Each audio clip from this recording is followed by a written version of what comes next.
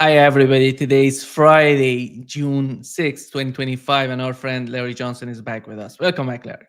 I'm glad to be here.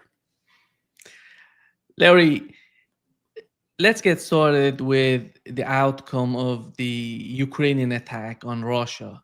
Mm-hmm. And the way that many people are arguing in the United States that there's so much concern about what has happened. And here is what General Blaine Halt said about what has happened in Russia and how he perceives that.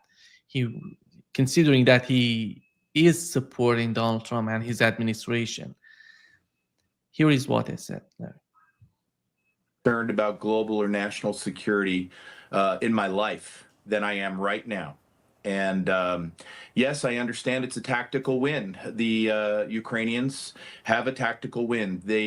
But they hit a third of a strategic bomber force that is covered by a START treaty that goes back to 2010. There is no Russian in the military there that believes that Ukraine was able to achieve this without Western intelligence help, including our country. General Konakayev, the leader of rocket forces for Russia, has now openly said they are now locking in the coordinates for Paris, London, and Washington, D.C. This is an escalation path now without a reverse gear. I pray there's a reverse gear that President Trump can find by calling President Putin. But as a military officer with 27 years of service at the flag level and NATO service, I can tell you we are in a big dangerous place that we weren't in 3 days ago. And I pray that something good happens in those talks today. Larry, here is what the Russian ambassador to the United Kingdom said, just to have the two pictures together to understand the gravity.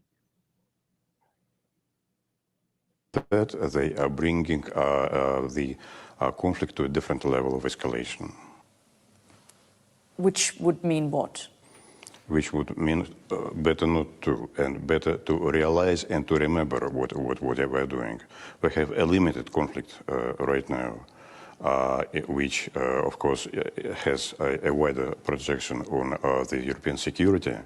But limited conflict should stay a limited conflict and not to escalate it, not to try to engulf World War III. That's the worst case scenario that we can imagine. Yeah. Go ahead, Larry. Yeah, so boy, this incident has really created quite a wide variety of opinions and reactions. I watched your exchange with John Helmer and Ray McGovern the other night.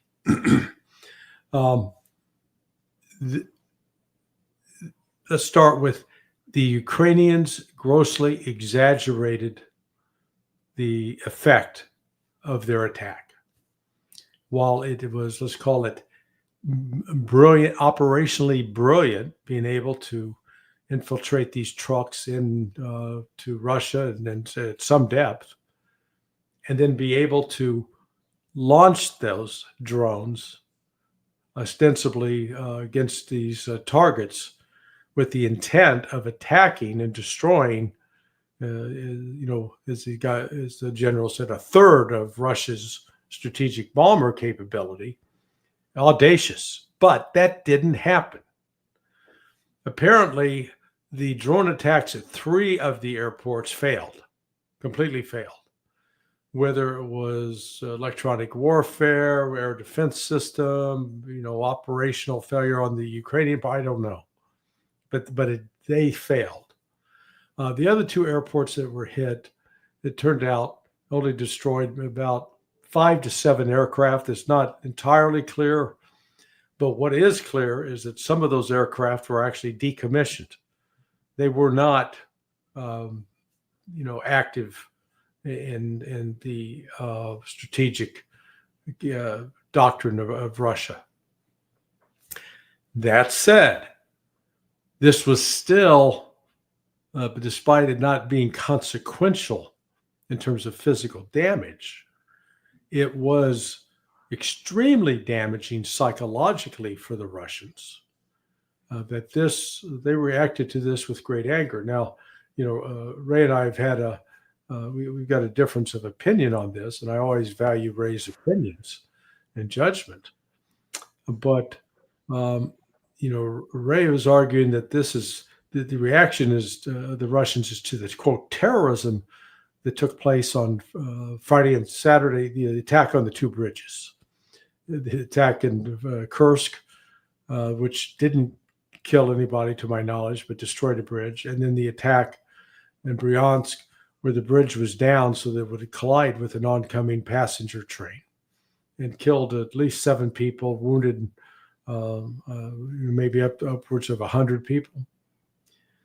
Well, yeah, those are terrorist attacks. And the Russians are rightly outraged about it. But let's not forget, these are not the first terrorist attacks over the course of this last 3 years.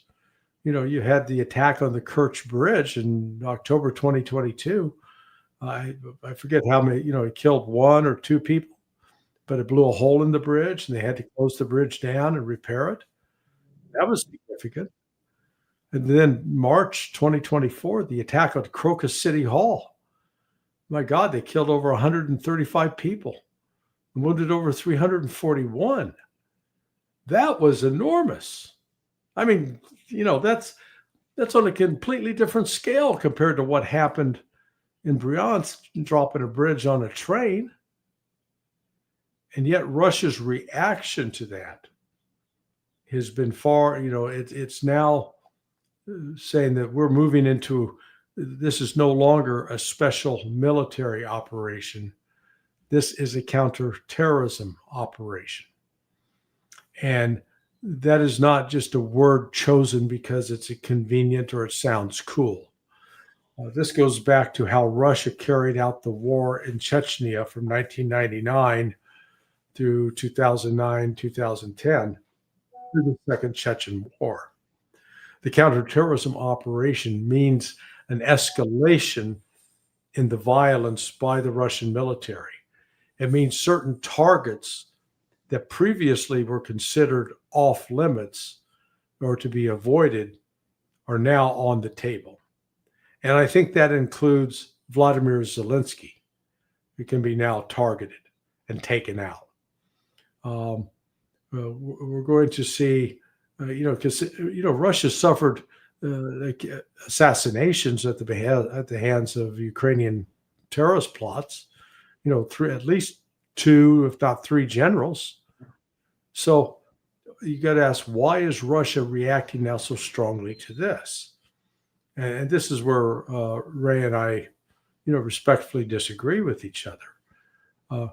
Ray thinks that it's the terror that Russia's ignoring the attack on the strategic component, and I think this American colonel was correct in recognizing the gravity of it. That although Ukraine did not succeed in inflicting the kind of damage that they claimed, nonetheless they demonstrated a willingness to hit those targets without regard to the consequences. And the outrage Putin and company, I think Ray's position is, well, Putin, if this is such a big deal, Putin and company would have said something about it. The fact that they're not specifically commenting on it, I think there's another explanation. They're embarrassed as hell. And why rub their face in it? They're going to take corrective action, and it's not going to be. There was missile strikes and drone strikes over the last 24 hours. That's not the retaliation. The retaliation that's coming is going to be quite severe, and we know that thanks to Donald Trump, because we've seen what a difference more than a week makes with Trump and Putin. On May 26th, Trump was derisive of Putin. He's crazy. Remember that? And he said, I don't know why he's doing what he's doing. Well, they had a conversation on Wednesday of this week. Now Trump's singing a different tune. President Putin, didn't call him Putin, called him President Putin, strongly emphasized that he's going to have to respond to this. And okay, Trump didn't say, I told him, hell no, you're not going to do that. Trump didn't say any of that.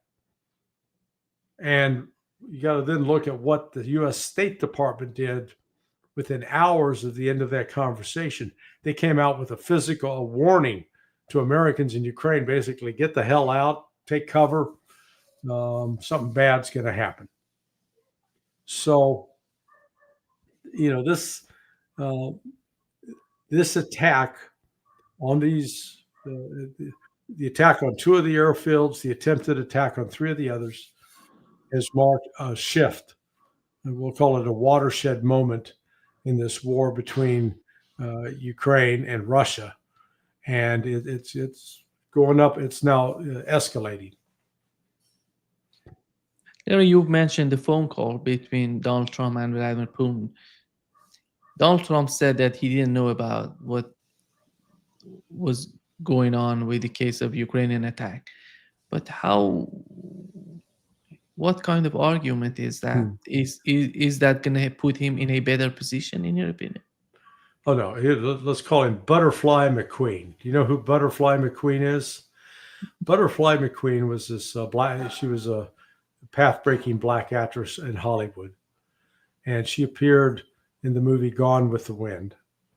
And in that movie, her most iconic, memorable line was, "Oh, Miss Scarlett, I don't know nothing about birthing no babies." She had pretended to be a midwife and then admitted, "I don't know anything about birthing babies." That's Donald Trump. Attack on Russia? I don't know nothing. Or we call him Sergeant Schultz. We can come up with all sorts of television characters. You remember Sergeant Schultz from Hooligan's Hero? I know nothing. I see nothing. I hear nothing. Please, Trump. What you're admitting is you're completely out of the loop. I think it highly, highly unlikely that Ukraine planned this for 18 months. I mean, this is a story we're being given and people are repeating it. I think it's nonsense.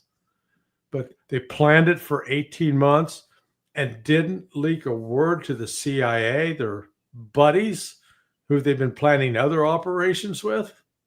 Yeah, that makes sense.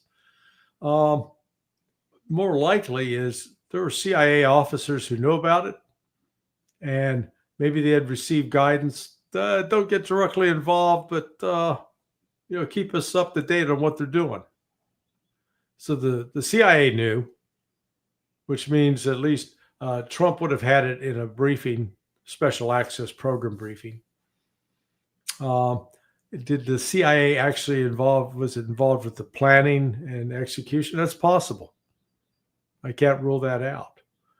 But what's interesting is to look at the sequence of events that started on Sunday in the aftermath of the attacks on those airfields. Lavrov calls Marco Rubio. Now, I had heard, I haven't been able to get a confirmation of this, that Marco Rubio got called at 8 p.m. at night, East Coast time. Well, that's 3 a.m. in the morning, Russia time. Lavrov, he's older than I am, so he's an old man. You got to be in bed at that time. So, some suggest that, it was just a normal phone call. He just wanted to call up Marco and say, "Hey, how about those peace talks we're having tomorrow? Maybe we can, have a great outcome." No. Lavrov was calling Rubio because basically Putin wanted to know, what did the damn Americans know about this and what are they saying? And let them know that we're going to hold anybody that was even peripherally involved with this responsible. And the responsible means, well, there'll be targets of counterattacks. So they had a conversation at what was an ungodly hour from Lavrov. And then Rubio apparently got off the phone and called Donald Trump like, Mr. President, we got a problem. And notice what happened then on Monday and Tuesday with Trump's social media. It was quiet. Keeping Trump off of social. Are you kidding me? Man, he's like a crack addict learning to get a fix when it comes to social media.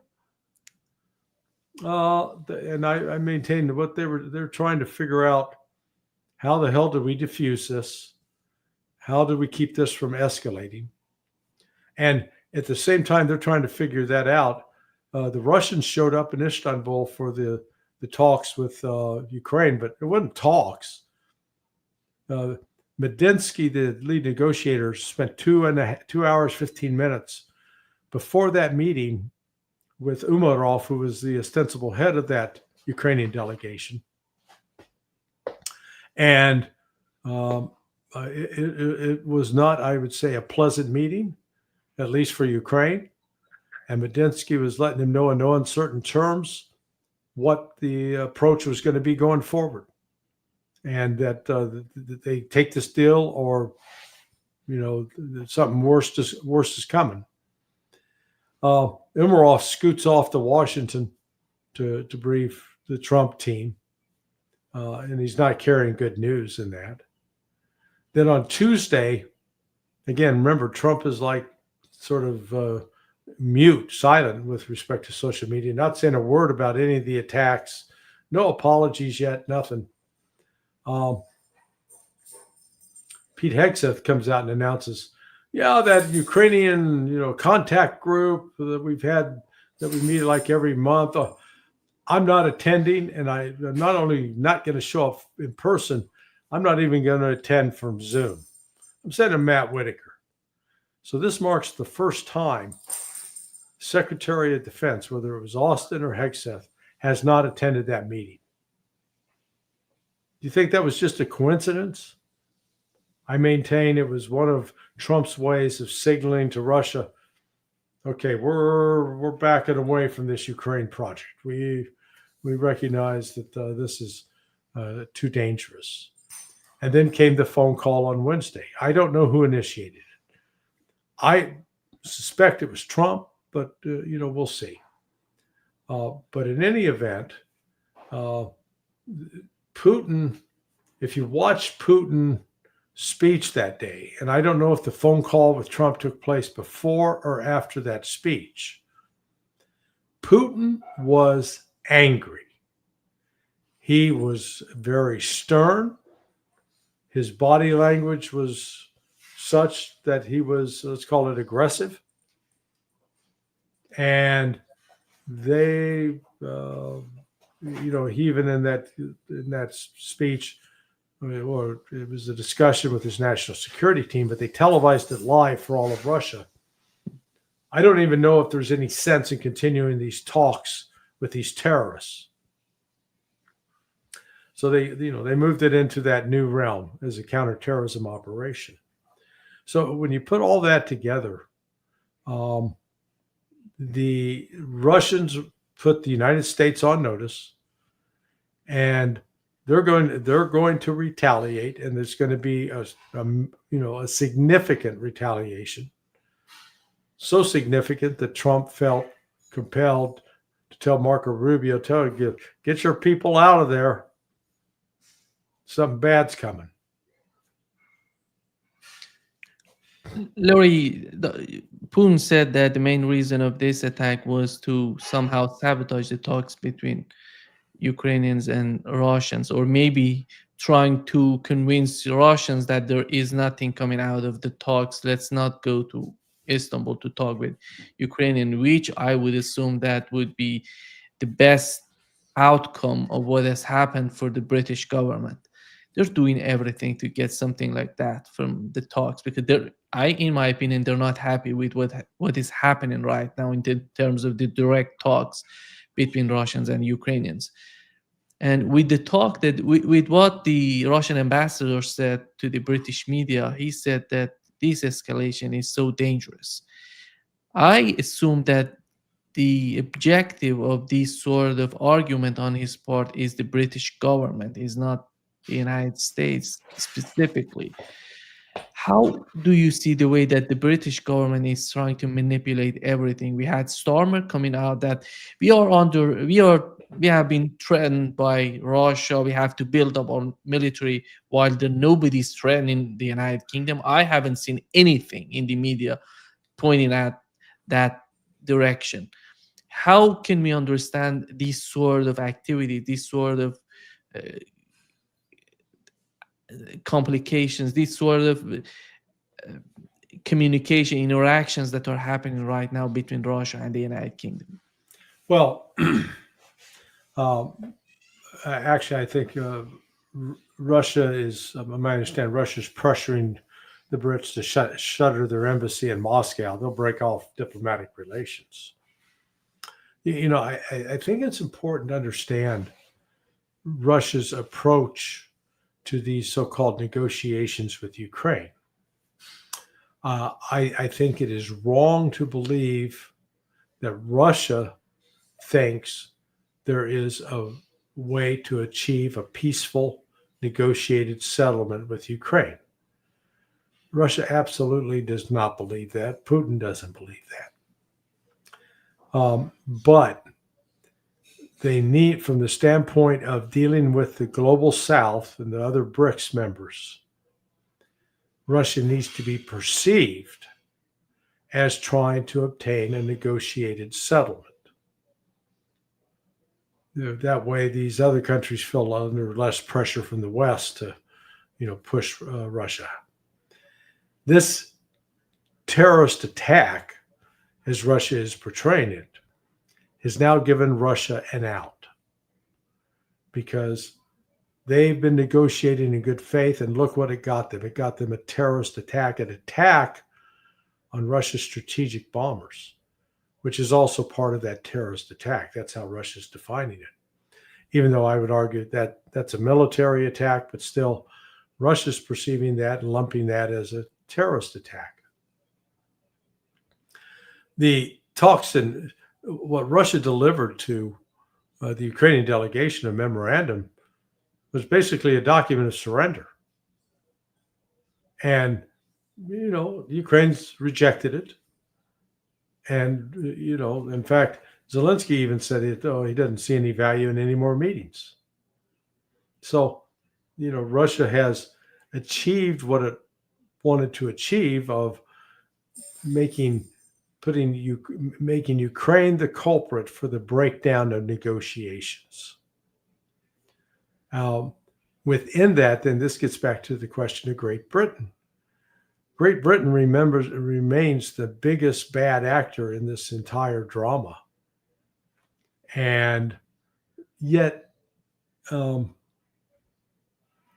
don't see Russia wanting to do much to them, because, it's like having a mosquito buzzing around your head. Annoying, but not a deadly threat, just annoying. And that's what the Brits are. They're absolutely annoying, but they're impotent. Larry, do you feel that they're somehow capable of manipulating Germany with the new chancellor? How do you see any sort of leverage on their part in Germany right now? Between what, the UK and the United Kingdom and Germany? No. Right now, they're sending, right after the call between the two presidents, Merz is in the United States talking with, anytime that Vladimir Putin is talking with Donald Trump, they're trying to do something. Europeans are trying to do something to maybe talk with Vladimir Putin on phone, or maybe a new visit from the Europeans. They're somehow, I don't know, they're trying to manage Donald Trump in the direction that they want Donald Trump to be. Manage Donald Trump? Are you crazy? He's uncontrollable. I mean, look at his girl fight with Elon Musk yesterday. You're ugly. You're stupid. Oh my God. A billionaire bitch club. Okay. It was just, so nobody controls Trump. Trump, he decides sort of what he's going to do, and he does it. Whether he actually consults with people and gets good advice, usually not. He's shown that over and over and over. He's trying to salvage, maintain a relationship with Putin. But I got to believe that the Russians don't see Trump as a reliable negotiating partner. I think they see him as unreliable and volatile, and somewhat unpredictable. So they got to figure out how to try to manage that, and that gets into managing expectations as well. Yeah, you mean managing the situation, not Donald Trump, because he's yeah. Just they know that Trump is susceptible to flattery, so that they do that. They go out of their way not to overtly disrespect him. Well, they may be laughing about him behind their backs, behind his back. They make sure that they do everything in a respectful manner, knowing that with his fragile narcissistic ego, he would take umbrage and start punching back, just like he did with Elon. Completely unnecessary, but that's been Trump's. That's been his hallmark, particularly as he gets older. He becomes more brittle that way. Here is what Donald Trump said during the meeting that he had with MERS about Russia and Ukraine. Speaking of ending wars in this group, you were very critical of Vladimir Putin a couple of days ago. What kind of play is he playing from your perspective? What are his Well, look, he got hit. He's been doing hitting, so I understand it. But he got hit hard, and I don't think he's playing games. I think I've always said he wanted the whole thing. I thought he wanted the entire everything having to do with Ukraine. What sort of argument is that he wants all of Ukraine? I don't know if he somehow is playing a game, because if we assume that he's playing a game that says Russia wanted all of Ukraine, I saved Ukraine from that, and let's go and find some sort of solution.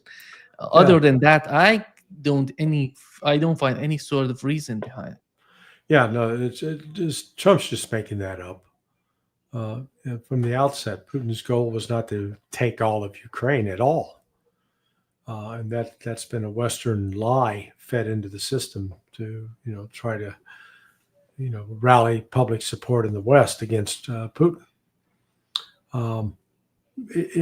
What is concerning is when Trump says things like that, it just reflects a fundamental ignorance about what's going on between Russia and Ukraine. Because in Trump's world, as he said yesterday, this is like two kids fighting. Well, you got to let them fight it out. Well, I think there's another more apt metaphor. The Ukrainians and Russians are in a burning building, and Donald Trump is standing outside as the arsonist who helped set the building on fire. He's responsible. Biden's responsible. Obama's responsible. George W. Bush is responsible. This has been a project underway since Bill Clinton was president to go to war with Russia, destroy Russia, and take control of its assets. And Donald Trump is certainly proud of the fact that he gave javelins to Ukraine. So he hasn't been about peace. He's been aiding and abetting this whole disaster. And he's in the unique position that he can put an end to it today. But he hasn't done that. Not only javelins, here is what he said about Nord Stream. Russia, are you willing to put more pressure on Putin to end the war by imposing new sanctions on Russia and also on China? Well, remember, I'm the one that ended Nord Stream 2, going to a place called Germany, come to think of it. I'm sorry I did that. I don't know. But I ended Nord Stream 2. Nobody else did. And then when Biden came in, he immediately approved it. That's the largest, essentially the largest pipeline in the world, going to Germany and other countries. And by the way, we have so much oil and gas, you will not be able to buy it all. I mean, you literally, we have so much, and I hope we're going to make that a part of our trade deal because we have more than anybody else. We have actually the most by far in the world, probably double what anyone else has. So we'll work on that. I'm sure that's something we'll discuss today. Mr. President. He's taking responsibility for the sabotage of Nord Stream pipeline. It's so somehow amazing that he tries to play both sides, that he says to Vladimir Putin, I'm with you, I want to put an end to the conflict. On the other hand, he somehow shows Europeans how aggressive, how radical he's toward Russia, has been toward Russia, and while he denies his role in what's going on in Ukraine. Yeah, it is. Trump's in just a delusional state. He tried to hold up the Nord Stream pipeline, but the Nord Stream pipeline was ready to go into operation, so it was completed, despite Trump's attempts to interfere, and it was under Biden that it was destroyed, and it was at Biden's orders to the CIA that it was destroyed. But again, this is Trump. He takes, again, he's so insecure, and this is what's sort of crazy about people like Trump. They're extremely wealthy. He's been very successful in his world of real estate development. And as a television entertainer, so he's had some real accomplishments. But he got to keep telling you how great he is, because he's not secure in himself. And when you have somebody and the narcissism, the insecurity, boy, that's a dangerous mix. And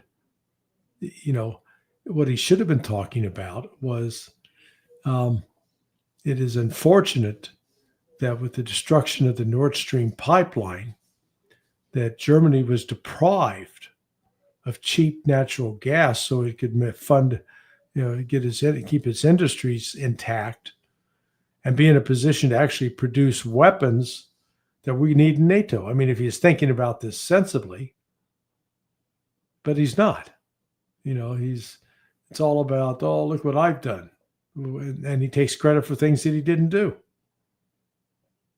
I think that's a key issue when it comes to Russia, China, and Iran. But they're not going to say, Donald Trump, you are big and beautiful.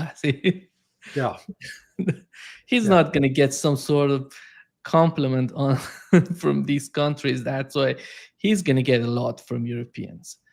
And how, Larry, with the case of Germany, do you think that Donald Trump, with this visit of the German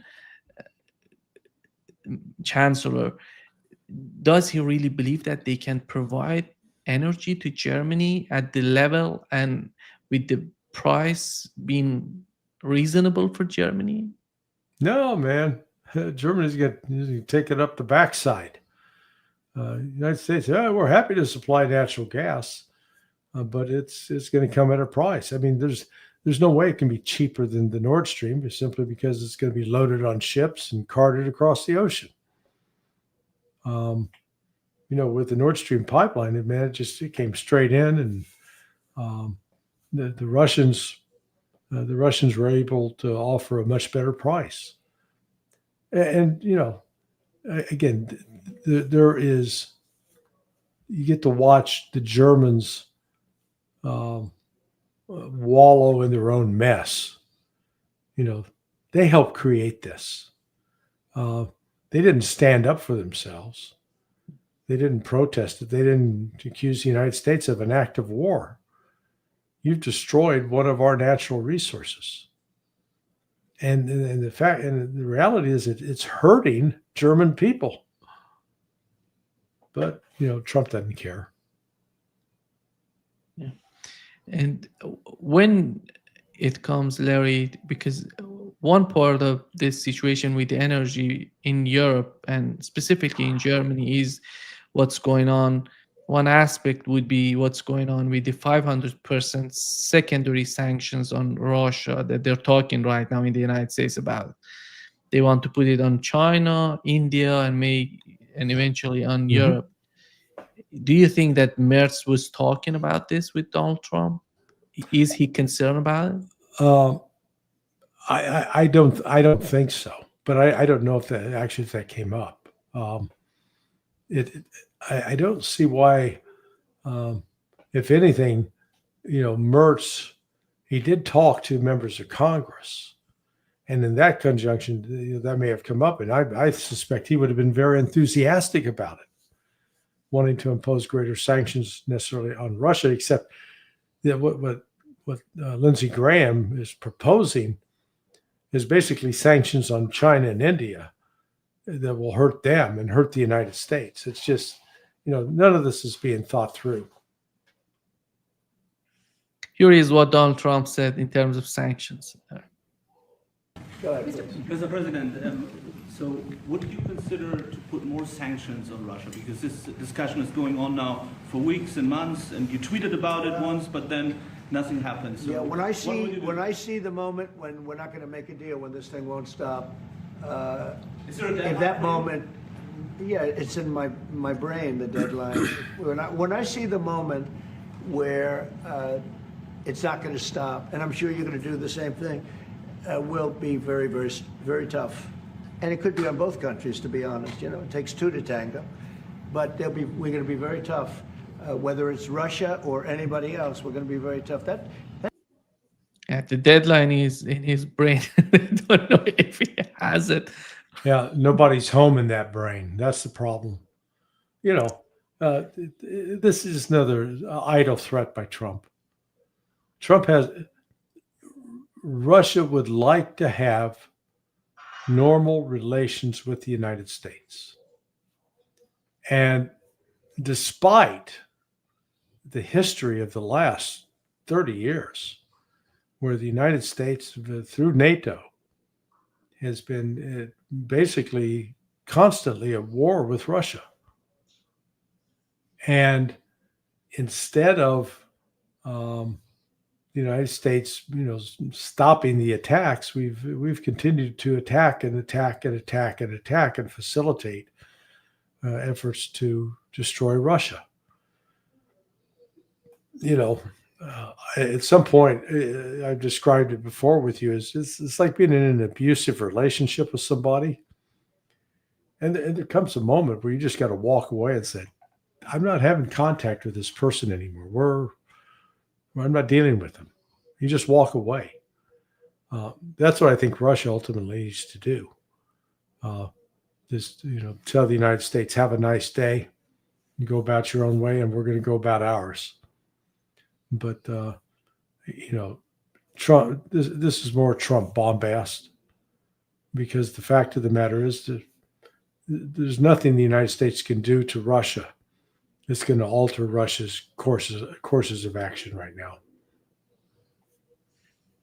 Larry, do you feel that if Donald Trump doesn't get a Ukrainian settlement in a long run, that would cause some sort of problem between NATO and Russia?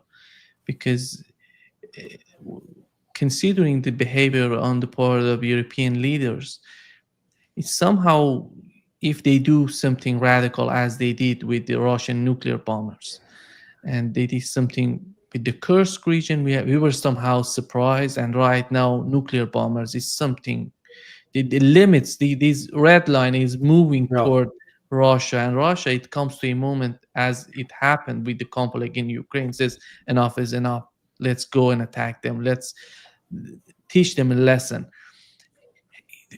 Do you feel that we're going to get into that moment, or if we don't get anything in as somehow a Ukrainian settlement, considering negotiations? Well, if rhetoric, if words equated into action, then yes, there'd be a war between Russia and England, Germany, and France in a heartbeat, no doubt about it. But fortunately, the reality intrudes, and the fact is that none of these countries have the military strength, either in manpower or in weapons, that they could even last a week going up against Russia. And then there's the issue that Russia's not going to invade them, so they would have to somehow go to Russia. Good luck with that. Just ask Napoleon how that turned out. So I don't know what it's going to take to bring an end to this kind of rhetorical excess on the part of Starmer and Macron and Merz. But at some point, Russia is going to deal a death blow to Ukraine. And at that point, these countries will be faced with, do we jump into this war or do we walk away? And if they jump into it, it'll be at their peril of their own destruction. I think as these terrorist acts on the part of Ukraine are increasing, the doubt on the situation of Odessa in the future is much more, they're much more visible in the mind of Russians right now. Shall we let Odessa and Nikolaev in their hand? What would that cause in terms of these terrorist acts in the future? Because we know that how much important Odessa is in terms of the attacks in the Kursk region, in terms of how they can attack Russia. Do you feel that Russia is somehow internally discussing the situation with the Odessa and Nikolaev going up to Kharkov? Oh, no. Well, look, I believe one of the messages that was delivered on Monday when Medinsky sat down with Umarov was, this is the last best offer you're going to get, because the next offer means we're taking Odessa, we're taking Nikolaev, and you will no longer have access to the Black Sea. We'll control all access to the Black Sea. You're going to be cut off from the sea. And that was the message that Umarov carried back to Zelensky and carried back to Washington, D.C. So, Russia, look, before this is all over, I don't know whether it'll be this year or into early next year. I frankly don't see how Ukraine can sustain its army, the military effort, without continued support from the United States, which looks to be drying up. But Russia is going to ultimately take significant portions, if not all, of the territory east of the Dnieper, if for no other reason as a buffer zone. Just keep the Ukrainians behind that wall of water that represents the Dnieper River, keep them on the west side, and Russia will then proceed to rebuild eastern Ukraine.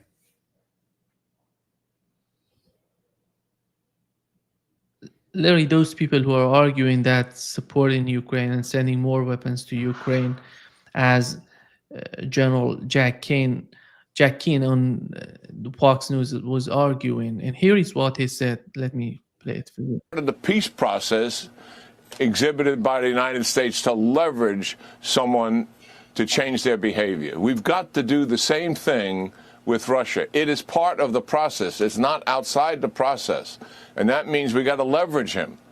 And we don't know if that will actually work. Let's be honest about it. Yeah. But we do know what is not working. And just the diplomatic talking is not working. So the leverage has got to be, I think, number one, military assistance, and give them the robust air defense systems and the other things they desperately need. Let's leverage Putin just as we did Zelensky. We don't know, let's be frank, if it's going to work. But it certainly is worth a try at this point, because diplomatic talks are not getting us there. Larry, it's somehow amazing that he tries to picture the situation totally the opposite way, we haven't seen any sort of diplomacy, any sort of talks happening between the two parties, meaning the United States and Russia. And while we had the experience with the military operation, with the support to Ukraine, more than 3 years and 3 years and a half we are in this conflict. Go ahead. Well, Keane, listening to Keane, his strategy is, let's throw Jello at the wall and see what sticks.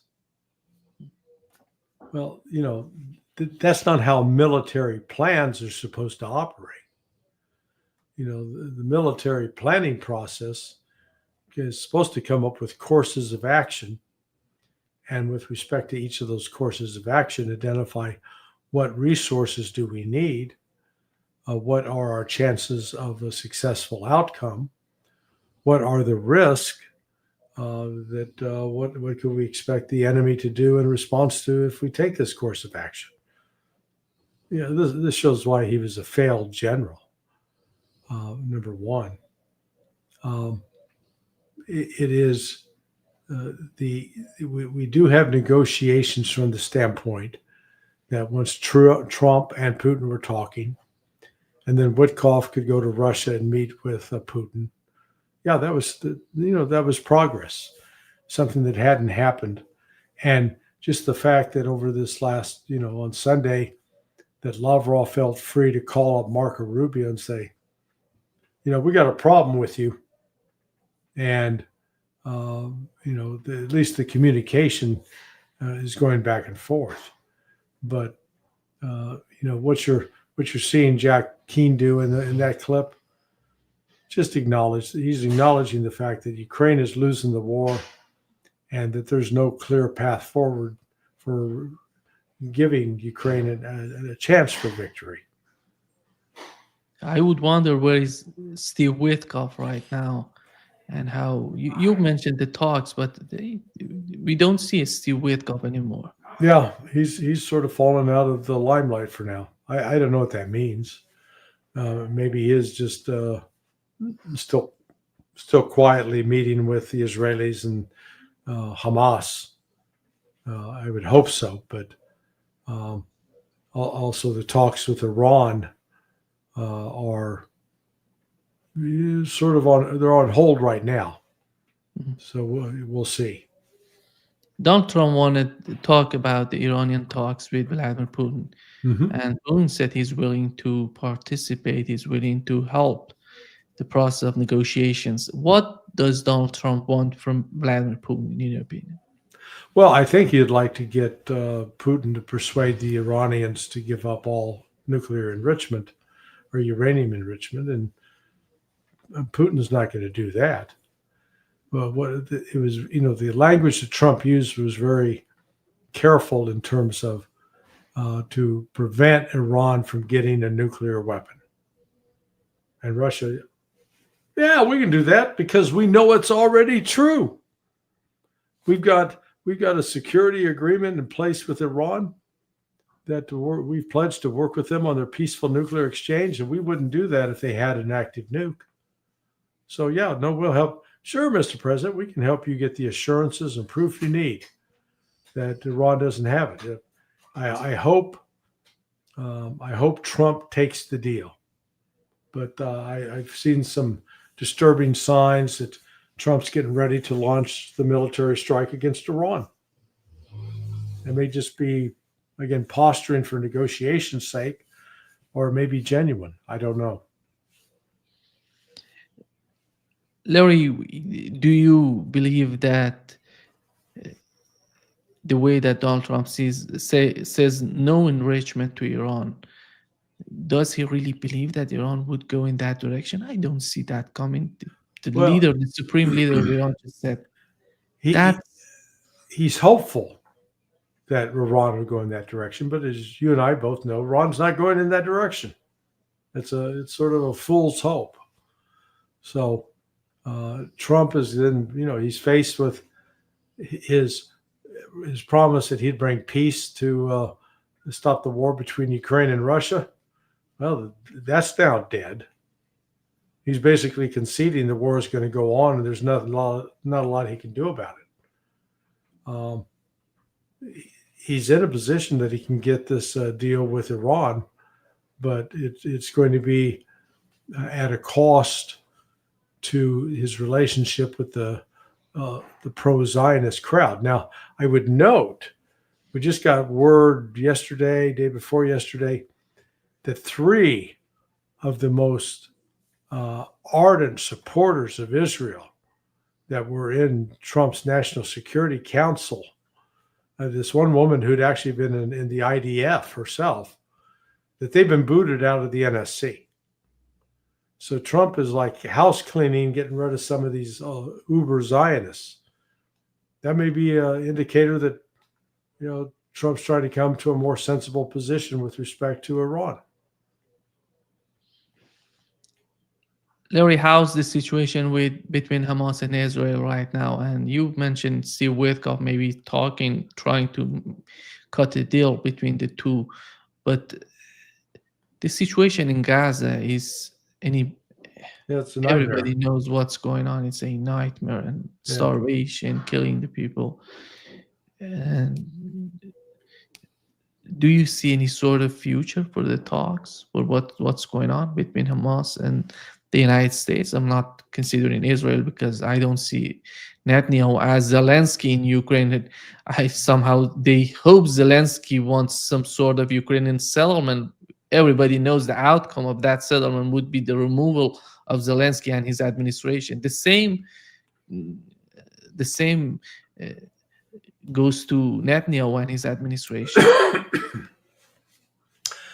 The key there is, if the United States decides that the peace talks should go forward, they'll go forward, because we're in a position to dictate to Israel. Israel won't like it. I got confirmed yesterday. I can't reveal the source, but that there's still a lot of CIA files that the CIA has not released regarding the assassination of JFK. And the reason is because Israel is so strongly implicated in that assassination. That's why they're covering it up. So, one of these days I could, one way to get for Trump to buy some protection for himself would actually be to release those files and make it clear how destructive Israel has been, how unfriendly it has been, how, murderous it has been in its relationship with the United States. And that would really further isolate it. Because, right now, apart from the United States, there's not another major country that's backing Israel uncritically. Not one. Yeah. I don't know if you saw the interview with Matt Miller and the way that he right now sees the conflict in Ukraine, in Gaza. Here is what he said, Larry. On in Gaza now is a genocide? I don't think it's a genocide, but I think I think it is without a doubt true that Israel has committed war crimes. You wouldn't have said that at the podium. Yeah, look, because when you're at the podium, you're not expressing your personal opinion. You're expressing the conclusions of the United States government.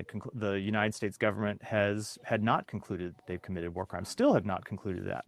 But your personal view is they have. And they were while you were there. But let me qualify that. There are two ways to think about the commission of war crimes. One is if the state has pursued a policy to deliberately committing war crimes or is acting reckless in a way that aids and abets war crimes. And that, I think, is an open question.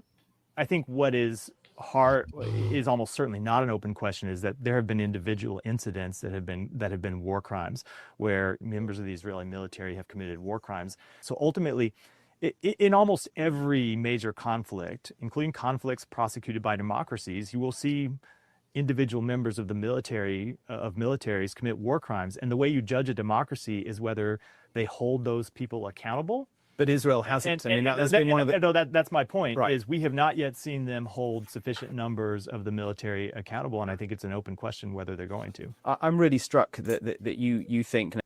Yeah, I don't know how can they believe that Netanyahu would go after some sort of investigation in what's going on in Gaza. Yeah, no, he's not. This is the situation is worsening domestically for Netanyahu. Now that you've had both Ehud Olmert and Ehud Barak, both former prime ministers, come out and say, hey, Israel's engaged in committing war crimes.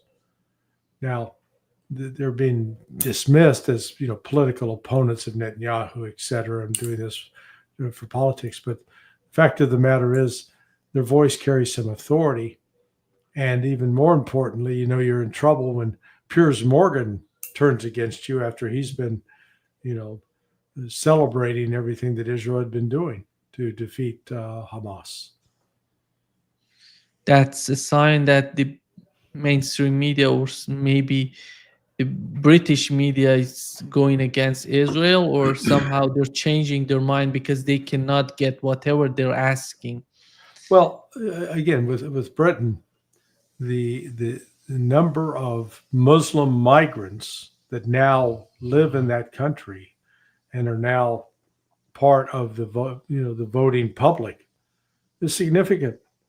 So naturally, they're going to start lining up against. There's a real split in the UK that it's going to sharpen, and it's going to sharpen in a way that those who are pro-Palestinian will overwhelm those who are pro-Israeli.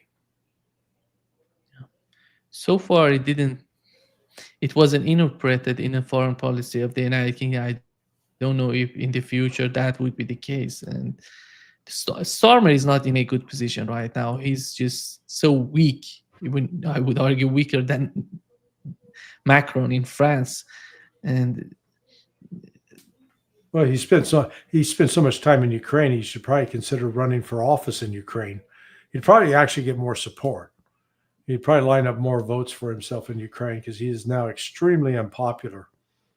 And the opposition that's coming from his own party and within his own party is significant.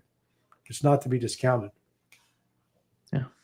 Larry, before wrapping up, you've mentioned the fight between Elon Musk and Donald Trump. One of the very interesting points that during this fight has happened was the Elon Musk just declaring that we need a third party in the United States. This doesn't work. I think many people want that. Yeah. Many people want some sort of solution for what's going on in the United States. Do you feel that if Elon Musk considers that as a real issue for the U.S. policy, for the political system of the United States, the help coming from Elon Musk, which we know that would be crucial and important, could help to create a third party in the United States? Yeah, he'd had the financial resources to do it. There are already, we've already got third parties, but none of them are really viable or have any kind of broad appeal.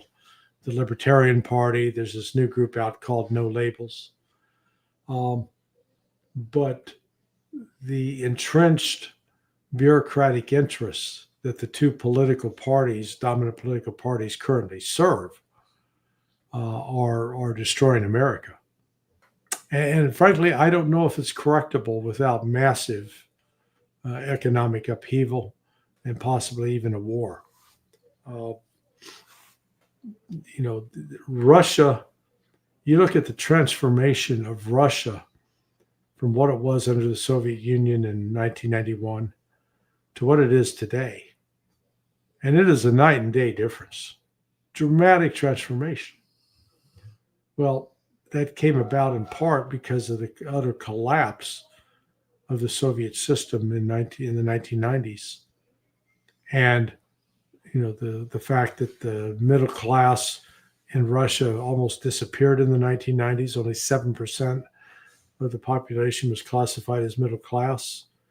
And the life expectancy was declining from 63 to 56. And, to get that kind of, you're a scientist, what that kind of decline mathematically signifies in terms of actually human beings, a horrendous number. So it's going to take something like that to bring about change in the United States. And it's out of that kind of chaos that you could potentially get a third party. But,